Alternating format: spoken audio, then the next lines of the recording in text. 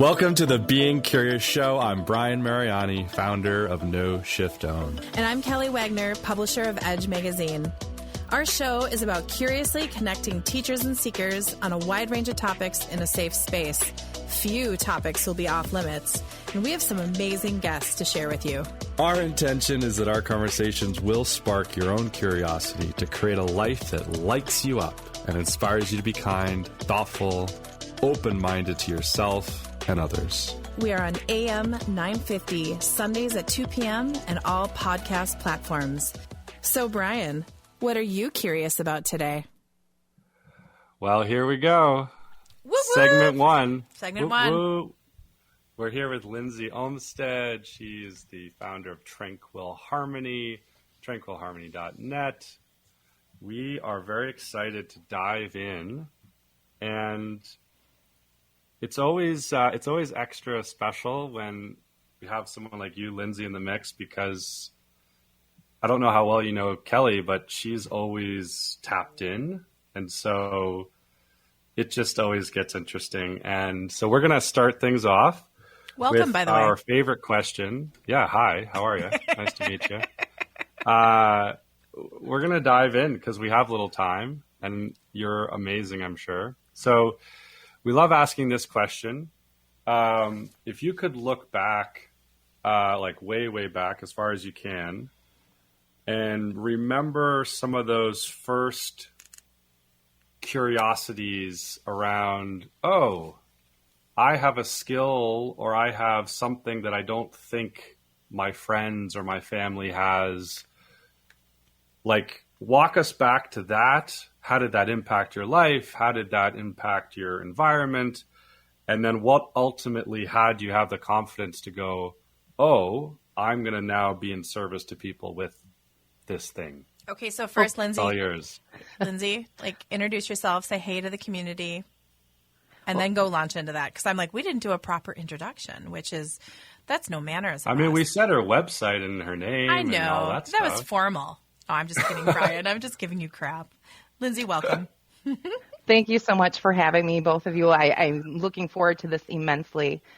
As a psychic medium, as a shamanic practitioner, vibrational sound therapist, I look forward to working with my clientele to make sure that they are getting the best possible experiences that they can from me. So looking as far back as I can look back to would be a child growing up in what I would consider a haunted house. You know, we all think our houses are haunted when we're little. The doors creak, the house settles, you hear maybe, foot movement upstairs or whatever the case is.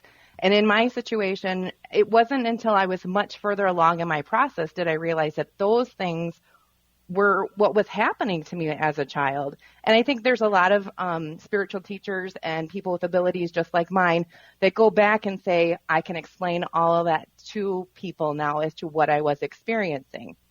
So maybe 5 years ago, I was still in what you would call the spiritual closet. I knew enough to say that I had a knowing about things. I could sense things. I could feel things. Things would come to me. The phone rings, you can tell who's on the other line, and that was before caller ID and all that stuff would come out. But about 5 years ago, I have a story to share with you where I was kind of thrust into my spiritual abilities. And so I want to preface the story by saying my husband's in law enforcement, so this is not a law enforcement story. No, but let's thank him on behalf of our community for his service. Thank you. And I also want to say that some of the details that I'm about to share aren't things that I've shared publicly out of respect for the families of my husband's law enforcement family, because I just didn't want them to be a public spectacle or have people, delve into that particular aspect of what I do. And so about 5 years ago, we're getting ready for bed, and the phone rings, and my husband gets a call to go in. They have an officer that they cannot reach. And before he even gets off the phone, I can tell what the call is going to be about. But before he gets off the phone and flies out the door, I know that he's going on a recovery mission. I know what road he's going to go to.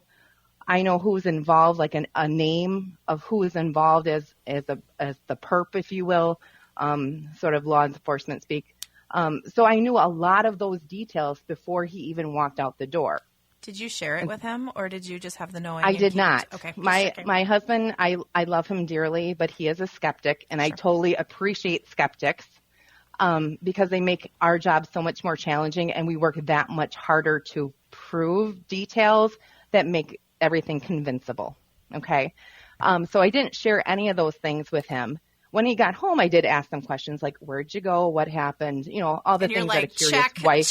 Check. Trying not to interrogate him under the flashlight, so to speak, you know, wanting to validate what I was feeling. And so he gets home and I ask him some questions and yep, you know, I hit some nails on the head there. And the next day we have what we would call a debriefing for the spouses. So all of the guys or people involved in this incident, so to speak, have a debriefing, and then the wives have a debriefing or the spouses have a debriefing in order for us to kind of understand and support our significant others. And I said to my girlfriend, I said, you know, he didn't validate one thing for me, and I wanted to go see where we're going or where this was. And so I said to her, you know, I keep having these visions of a 2-story white house and a red pull shed. And I just want to validate where I'm getting this stuff from. If it's nothing, it's nothing. If it's something, great. And you shared this with before you went and got in the car to go see this. Yep. Okay, just checking. Yep. She's my go-to for going to, like, you know, the psychic fairs and all that good stuff. She's my spiritual homie, if you will. So we go on this ride and we pull down this road, and my husband didn't validate that part of it, of the 2-story white house with the red pull shed. And so we're driving down the road, and every house on that road is a 2-story white house with a red pull shed. How I know those details before I actually get there, I have no idea. But that basically thrusts me into delving deeper into my abilities and really learning the craft and learning how to connect with spirit and bringing that forward to people so that they could have some more meaningful experiences. Oh, absolutely. Wow. And so what did you tell your husband? I mean, did you? I did tell him some things, but because he's such a skeptic, I did not tell him everything. One, I didn't want to freak him out, and I didn't want to shut him down. And it wasn't, you know, it was still an ongoing investigation. So there's lots of things that he couldn't share with me, and I was very respectful of those boundaries. Okay. So this experience happens. I'm sure it's eye-opening in a lot of ways. How did you already have the knowledge that was something that you could practice and get better at? Or was it like, oh, wow, let me go see and figure out how to work with this thing that I just discovered? It was a little bit of both. Now, I tell you that story because it capitalizes on going back to my childhood and trying to realize or figure out why I'm hearing footsteps upstairs, why at a certain time at night I can hear somebody coming down the hall, but yet no one stands next to my door. You know, you kind of figure out then why you have those validations older, you know, as you go into practice versus when you were young and you push everything away because ghosts and things like that aren't real. You know, and imaginary friends and all that fun stuff that we're told are like, oh, no, that's not real. Exactly. Yeah. So, you know, going forward, it was like, ooh, I have a connection to something. And yes, I did take some time, and it was that aha moment. And I did take a lot of time to kind of hone in my craft, practice a lot on family and friends, and then make the leap to actually forming the business part of things. Because I wanted to do it right before I got out there, and I wanted to have that practice in so I didn't fall short of where I wanted to be starting off. Now, you live in Wisconsin, correct? I do. I live in northern Wisconsin. And tell us about living in northern Wisconsin as you're going through a spiritual awakening. Well, it's very beautiful up here. It's very sparse. I live in Rusk County, Wisconsin. The county seat is Ladysmith, Wisconsin. So you were talking 952 square miles of just basically forest land with maybe 15,000 people. So going through a spiritual awakening here is much more pleasant, I would say, than doing it in a big city where you have tons of things going on around you. You can really hone into that silence and listen to what that silence tells you, because when we get quieter, we hear things speak more to us. Right. I was able to kind of do the meditation to bring out my craft and then, you know, really bring it to the forefront of what I'm hearing, seeing, feeling in order to bring it to those that I work with. So how did you know who to connect with? Like, did you go online? Did you go find a book on Amazon? Did you go to the bookstore? How did you find that first person or resource in a small town in Wisconsin? My parents live in Spooner, between Spooner and Siren, by the way. So I know they're not far from me. No, they're just, it's a beautiful country. Beautiful country. I mean, how did you know where to go? I kind of just delve into the web to find out what I could learn at home, because any place that I wanted to go learn was going to be quite the journey in itself, let alone being on a spiritual journey. Right. I wanted to make sure that who I was connecting with really had some gifts to teach me. I really wanted to figure out what I wanted to learn first, kind of build that foundation, just like you would a house. You build the foundation and then you keep moving up in your skill set. And at first I took some online courses, just basically reading cards and trying to figure out how to tap into just being able to foreshadow things or to be connected to that psychic ability. Yep. Then when I felt confident enough, if you will, I did start doing some holistic fairs around the area. And my first one was up in Superior. And I sat at a table. I brought a friend with just in case I wasn't busy, but I was busy the whole day. And I think I finally got a breather. And the gal next to me says, I think you would be a great medium. And I'm going, I don't want to talk to spirit. I'm thinking to myself, like, do I really want to be that kid from The Sixth Sense who sees all these dead people around and, the gory details of what The Sixth Sense would show, like very Hollywoodized, if you will. Sure. But I sat next to Lisa Andres from the Twin Cities, and we connected right away and had a great conversation. And lo and behold, she was giving a class on how to become a medium. And it happened to work out on a weekend that my husband was off. He could deal with the kids, and I could go off and find myself. So I took her class because I'm thinking, what do I have to lose but gain everything from? And so that weekend I learned how to be a medium, and I've been doing it ever since. And there's no coincidence that you're at a Nope. holistic fair and she just happened to be your neighbor. Right. And that was not the road I was thinking I was going to go next. I thought I was going to go to Reiki healings and doing Reiki with people. And medium was the last thing from my mind. But here I am sitting next to this medium, and why not? Let's just take the leap. There's a reason she's sitting next to me. There's a reason we have a lull. There's a reason we're able to chit-chat and connect a little bit and really hit it off to begin with. And then, so I did those fairs for about a year and a half. I broke my leg. Of course Sat you at did. home. Sat at home for 11 weeks trying to figure out what I wanted to do next, how to heal myself, how to kind of build my business and still be in the spiritual connection with people.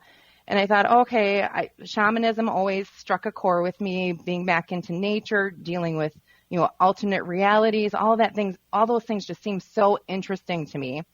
And then I sat at home and I took some Sandra Ingerman courses. They weren't, terribly expensive. They were just some things I found off the Shift Network. Yeah. And I did some courses that way. And then I got back out once I was healed up. I got back out. I just see you going like this. You were like, ooh, right. I'm curious now. Yep, exactly. Sorry, and then I'm searching the internet for a shaman. I can't find anybody locally. I go to one of my last healing fairs that I went to, and I'm sitting there, and Mary Newstrom was sitting across from me. You guys have had Mary Newstrom on your show before. We've had Mary. Mary is awesome. ZenithHigh.com. Yep. And she would be someone that would come over and say, hey, hi, I'm Mary. Yeah. But did that happen or did you kind of do something different? Well, I got there early and I picked my table, and I'm like, I'm parking myself here. We'll see who sits around me. And it was like a flippin' beacon sat in front of me. Like Mary's sitting there. I'm looking for this shamanic healer, and she puts up her banner and it says shamanic Reiki. And I'm going, I wonder where there is a shaman around here. Where can I find one? You just have to look up to the sky or wherever and be like, okay, spirit, got it. Very subtle. Great job.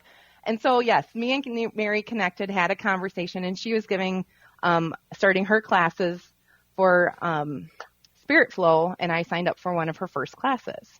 So that's how I met Mary, and that's how I've kind of continued my journey, my experiences, my being able to bring these things to people in my community. Yeah. And it's been awesome. And Spirit Flow is a 4-year program, correct? It has been a 4-year program for me. Okay. Yeah. So you're on year 4? Yes.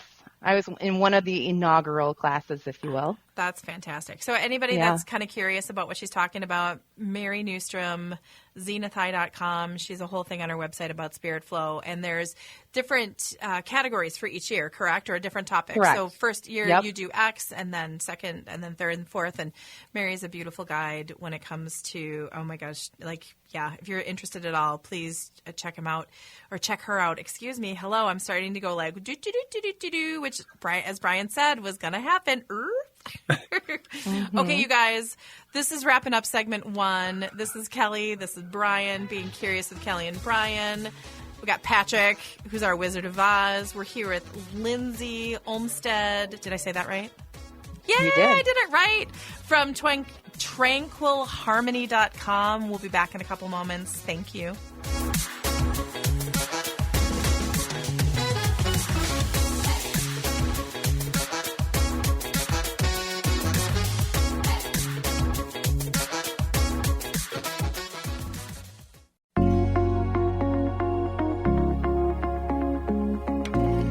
Welcome back, everyone. Oh my gosh, we forgot to paper, go. rock, scissors. Go for it, Brian. Welcome back. This is Kelly and Brian being curious, AM 950, the progressive voice.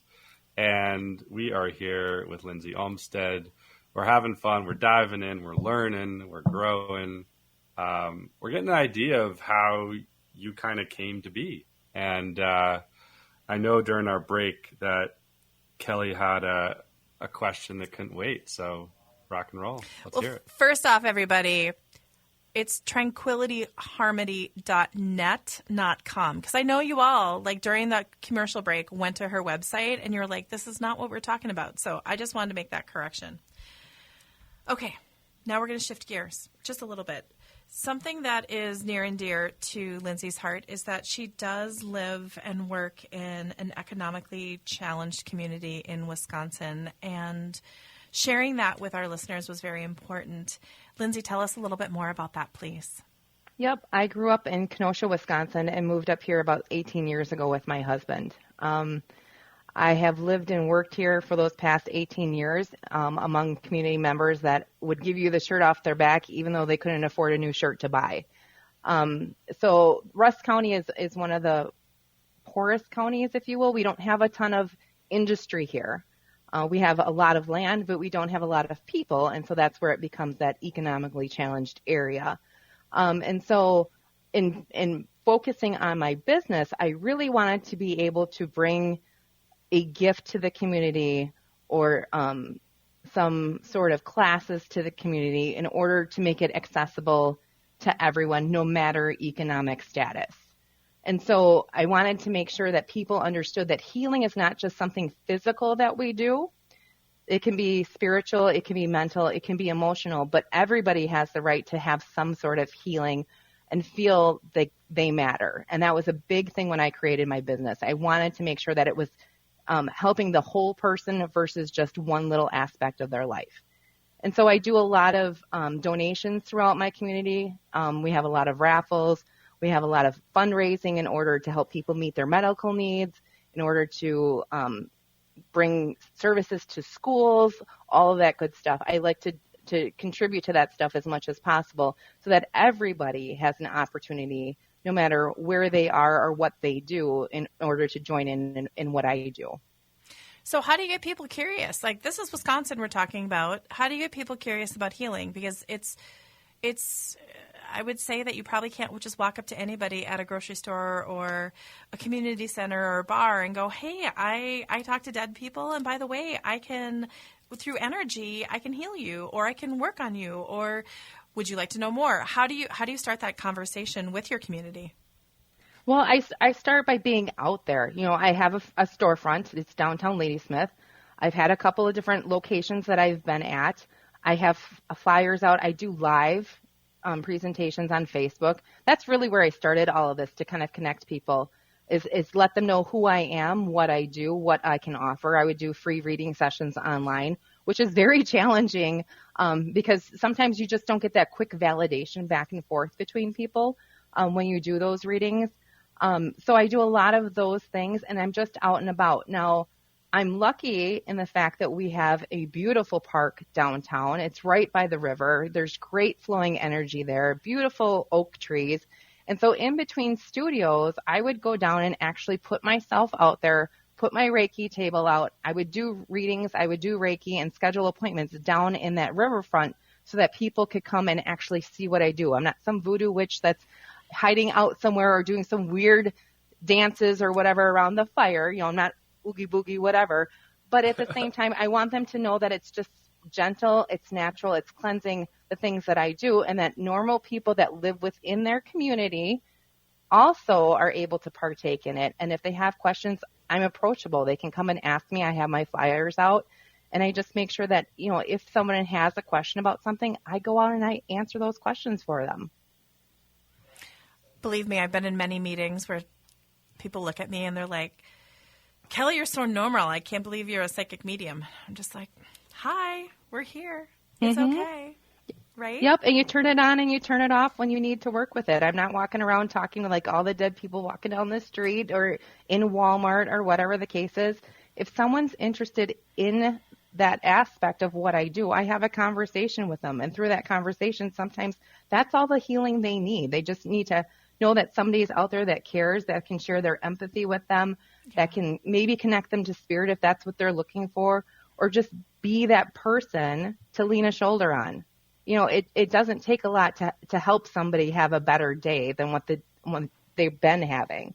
So I like to be that person out there in that community. Well, that teased me up to this one.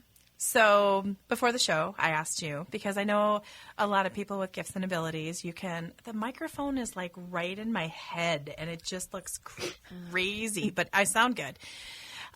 We work with a bunch of different gifted people like yourself, and I'll do a pre-show interview, and I asked if you'd be open to tapping in with Brian and just seeing what you get, and you graciously said that you'd be more than happy to do so. So the floor is yours, and I don't know how you have your ceremony, but Brian is here, and we're holding space, and go for it.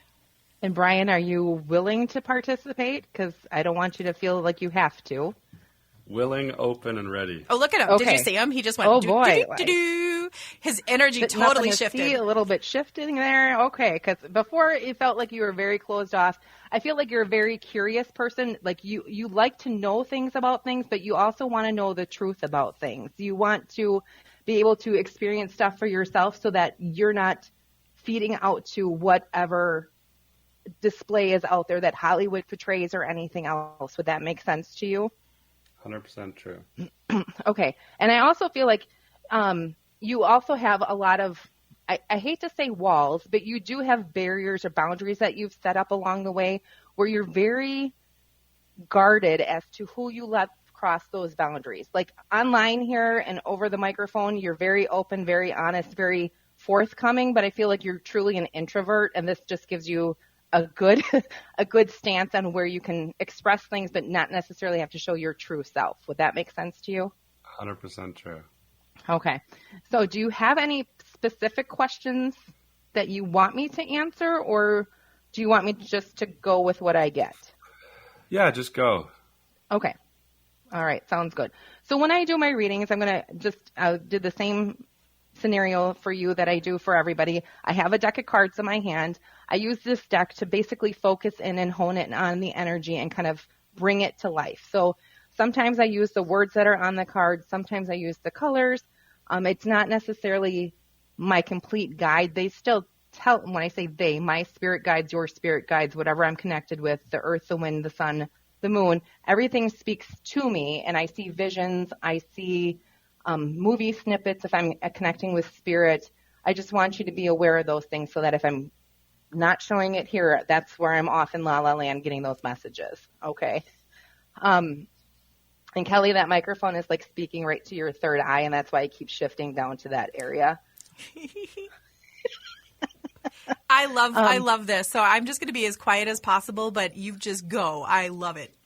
Yep. And Brian, you like to sit and ponder all day long if you don't have specific thing that you're doing. Would that make sense to you?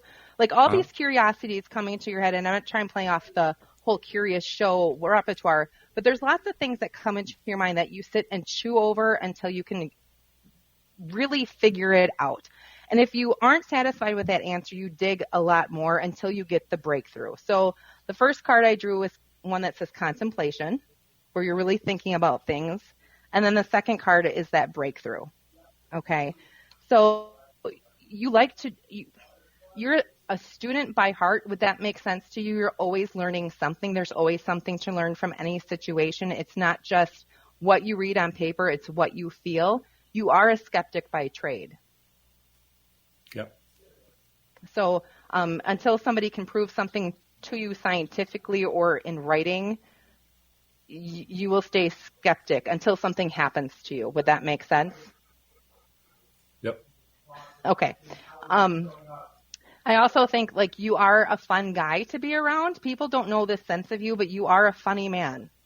And a lot of people aren't tuned into that because you really put those boundaries and those guards up before people can get to know you. And that's especially true, say, in significant relationships. You really are guarded and grounded before you let that other person come through the door. Would that make sense? Yep.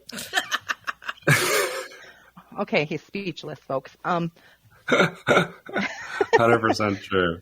Okay. There's probably very few people that actually know I'm funny, but the people who really know me, like one of the things we do as a family is I do all these accents that no one knows, but we sit around as a family and people will just, it's like, give Brian a quarter and he'll tell a funny joke. You know, it's like, yeah. Yeah. But very few people actually know that. That's yeah. So, and now everybody knows that because you've broadcasted it out to everyone. But so don't be afraid. We're battling with Joe Rogan here, so we've got a lot of visibility. But don't be afraid to show that side of you once in a while. It helps to create that core of meeting somebody and putting it out there. We have to become uncomfortable in order to grow. And if we don't become uncomfortable, we're never going to grow and we're going to stay stagnant and we're not going to feel that energy that we need to feel with that other person. So don't be afraid to show that outside more than just being behind the microphone or with family. Okay? Because I think there's a lot more to you that people don't realize. And if you gave them the opportunity, you would be astounded by the people that are brought to you and that the universe sends to you. Love it. Okay. All right. So yeah, just put it out there, man. Because if you don't, no one else is going to know. It's like this deep guarded secret, but at the same time, who's going to find it? It's just going to stay guarded. And that true person, the true self that you have in you doesn't exude from you. It just stays hidden.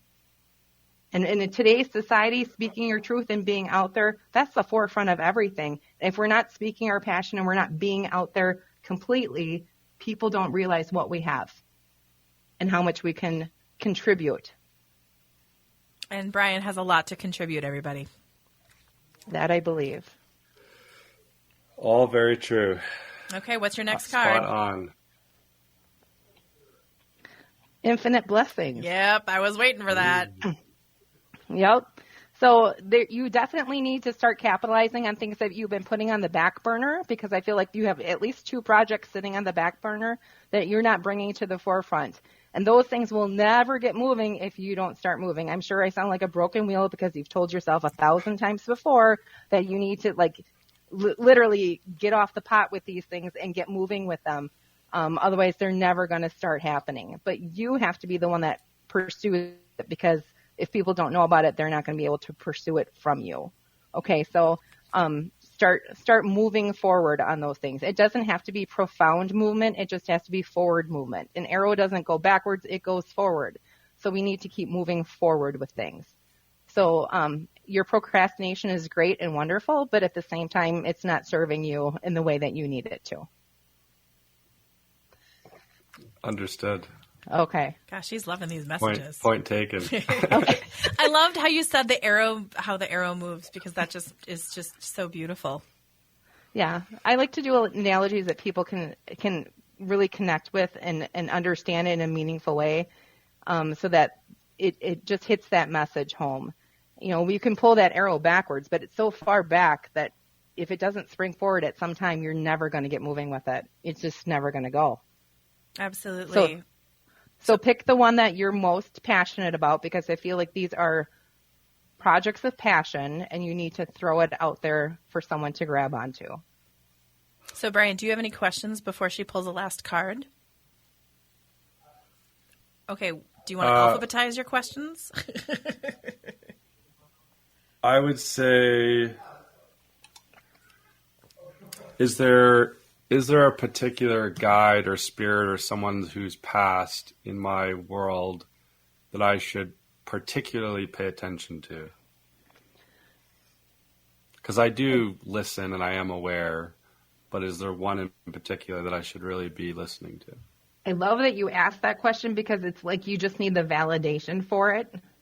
And so the card I got was pause, because I feel like you already know who that person was. It's the color blue it resonates with the throat chakra. So it's somebody who wasn't quiet in your life for sure. It was somebody that was very boisterous, not necessarily loud and obnoxious, but very had a very commanding presence, especially with the voice. When they talked, people listened.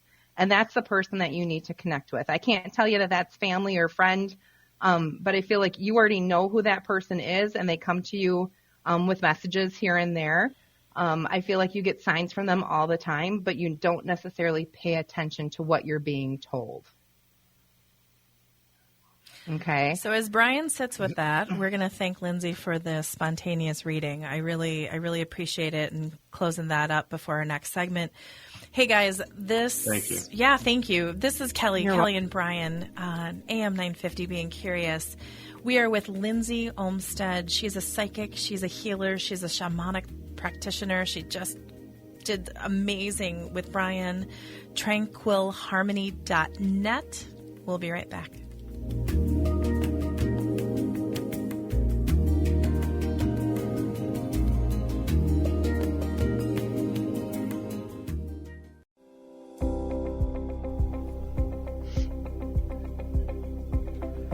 And welcome back, everyone. This is Being Curious with Kelly and Brian. We are on AM 950.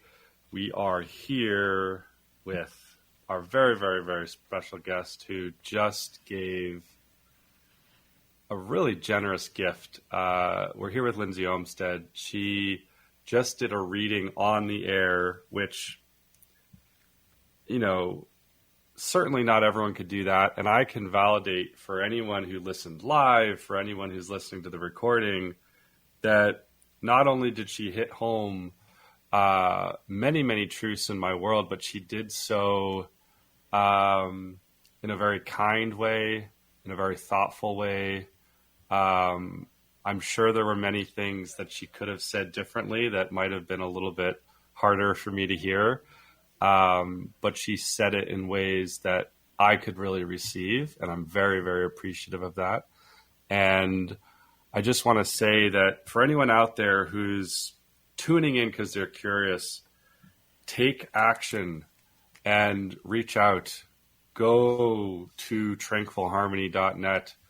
Reach out to Lindsay. One of the things that she mentioned earlier was a great impetus for her work is to be accessible. And she's created an opportunity for people to access her gifts. But I think there's so much more than just accessing her gifts. She does Reiki, and there's other opportunities to really go on your own self-care and self-healing and spiritual journey. And Lindsay can really be a door opener into that world. And so I just encourage everyone to do that. And Lindsay, I know that you actually have some really exciting events coming up. And so tell us what you're up to. Tell us what you've got coming down the pipeline. Well, you know what? Can I interrupt beforehand? Because I was just reading this. Sorry, Lindsay. I saw you breathing in, and I would try to get you beforehand, but I think this can create some curiosity. In our pre-show interview, Lindsay shared with us some of her gifts and abilities, and I really like how you summed this up. So this is going to tee you up to what you were just about to say. And it is Lindsay works with her spirit guides, the power of cacao, the 5 elements, the cardinal directions, angels, vibrational sounds, spirit animals, and other helping spirits to assist her clients and bring them clarity through love, compassion, and humor. I love that you ended that with humor. Lindsay prides herself on having everyone she encounters to feel welcomed and relaxed. I just had to say that. See, like, it was beautiful. Those are your words. I just wanted to tee you up because I love that. And I just validated it. You did. In-person experience. Right? Okay, so now go. Thanks for the lead up, guys. I Wonderful. thought you'd like it. Yeah, I have some fabulous opportunities coming up for people to kind of delve into my world and see what everything I do is about. And so coming up this fall, I have some great classes that I'm offering, and they're very affordable. I want to make sure that people have the option to kind of sample services at a smaller rate than necessarily booking a complete service, just so they can tap in and see if it's really for them. So the first exciting opportunity I have is September 23rd at 6 p.m. at my studio in Ladysmith. I'm having a fall equinox vibrational sound bath. Now, that's a Friday night, so you had the hard week going forward. It's now Friday night. We want to kick off that weekend by just relaxing, shaking off that stagnant energy from the week, and really transforming ourselves, ending summer, transitioning to fall. Looking forward to all the things that fall has to bring with the harvest, the changing of the colors, and just being able to capitalize on that beauty and that transformation as we flow from summer into fall. So for anybody in our audience that might not know about sound baths. Sound healing, by the way, everybody, is an amazing modality to play with. So I wanted, again, and I might, as you go through, I might ask some of these questions because I want the listeners to truly know that you can have these beautiful experiences and to know more about it and then be curious and go to your website. So what is a vibrational sound bath in your world? Because I kind of want to go. It's just as it sounds. I use instruments that have lots of vibration. So it's crystal singing bowls, Tibetan singing bowls, drumming, rattles, all those great things I use to create this beautiful musical bath, if you will. You lay there and relax. You can either lay on your yoga mat, blanket, pillow. You can sit in a chair. But really, you're just absorbing those vibrations, shaking off the stagnant energy that you have, letting it just permeate through you so that you can walk out and just be. It's kind of making a musical bath where you can just cleanse yourself and then kick off your weekend and have a good time. Well, and that has the difference, but that has the combination where I'm seeing with it is your shamanic, beautiful, the earth energy and the earth sounds with the, I don't want to say upper, but the crystal singing bowls. So I could see you with like a rattle and really dialing in with Gaia, but then you get your crystal singing bowl going, and then we could go up to the universe. So that sounds yummy. Yeah, and that's September 23rd. It's an hour long. Okay. And it's $10. I offer at least a singing bath once a month.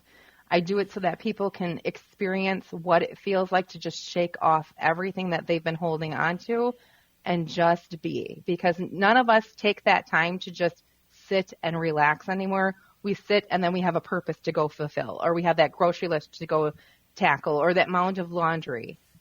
I have a challenge for everyone out there.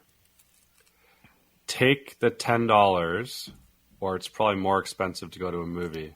Take the $10 that you would have gone to a movie and just go once to a sound bath and just see energetically which one favors you more.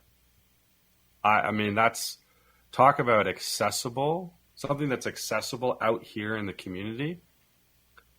That's absolutely awesome, Lindsay. And it works. I mean, we know the science is really, I would say, in a public setting. You know, there was Masimoto back in the day, but it's all coming into this forefront of how powerful sound is. Literally changes the vibration. You know, most of our body, right, is like 60% or so water. And it's like sound has a very real, tangible impact. So I love that that's something you're offering. And I know Yep, that you've got more.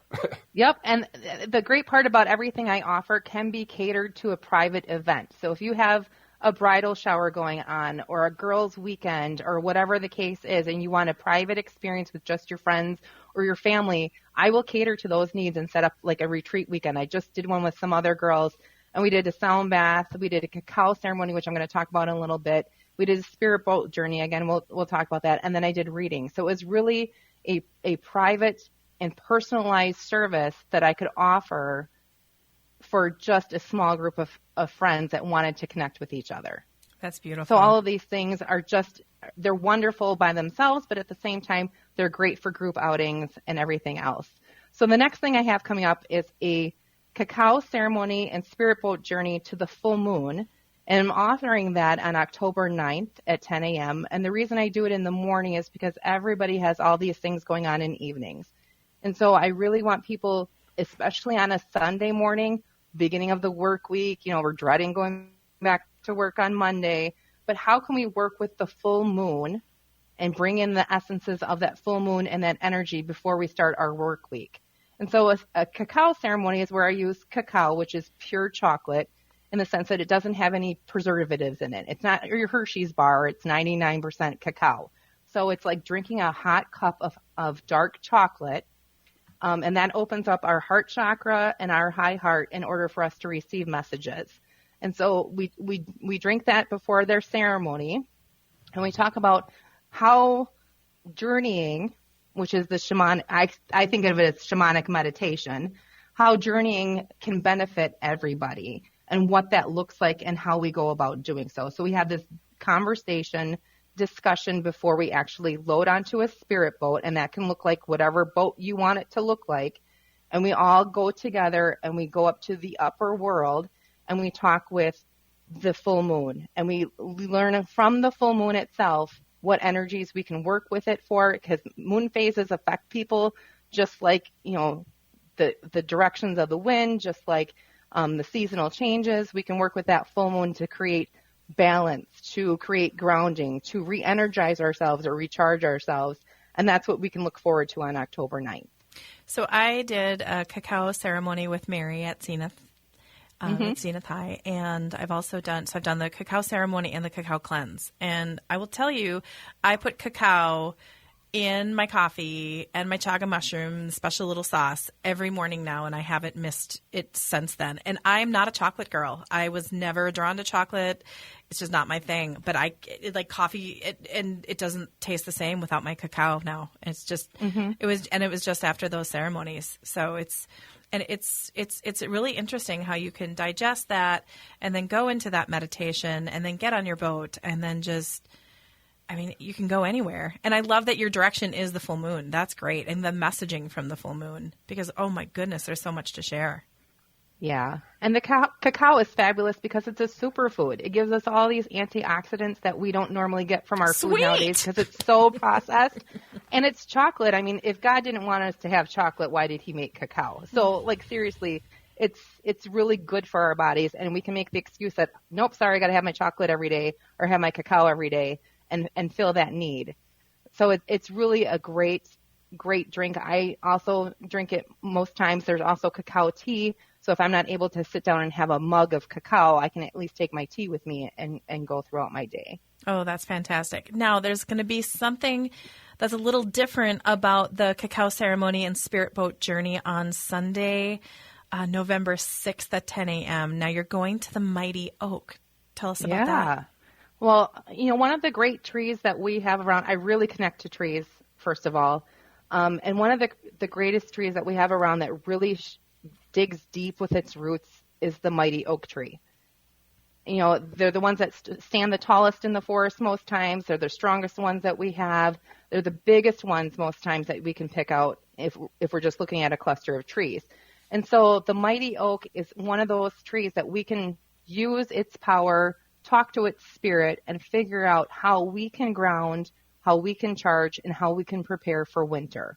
What are its secrets? How do we dig deep with our roots? How do we plant our trees? The mighty oak drops all these acorns in the fall and plants all these little seedlings. What can we do to start dropping our seedlings during the winter so that we can see them grow come springtime? So it's really a great way to bring that forward and kind of move throughout the winter with just that message from the oak tree. And I don't know why this is coming to me, but I'm seeing this scene in the movie Avatar where they all go in to the tree and they all connect in with the tree. And again, I know that's not where you're going, but there was something so powerful about that and how the community was around with the tree and they were healing with the tree and connected with the tree and Gaia. And there's just, it just sounds beautiful. Mm-hmm. I'm looking forward to this one. This will be, this is the first time I'm offering the Mighty Oak Journey or the Spirit Boat Journey. And I think it's going to be very powerful for people who especially need that extra grounding before we head into winter time. Because winter can be so isolating for folks. Oh, no, it could? Like up in Minnesota and Wisconsin? Are you sure? Well, I mean, most of us go on the lake and have a bonfire because there's, 15 inches of ice and it's not a big deal. But lots of people like to just hole up for the winter and then go crazy because they want to be outside, but it's too darn cold to be outside. So I just wanted to ask you, with all of these ceremonies, are they available in person and online, or is it just in person? I just want to make sure that we're not teasing people that can't attend if it's not online. Currently, these ceremonies are only in person, and the reason I do them in person is because vibrational sound can get quite distorted if you're sending it over I was going to ask you that.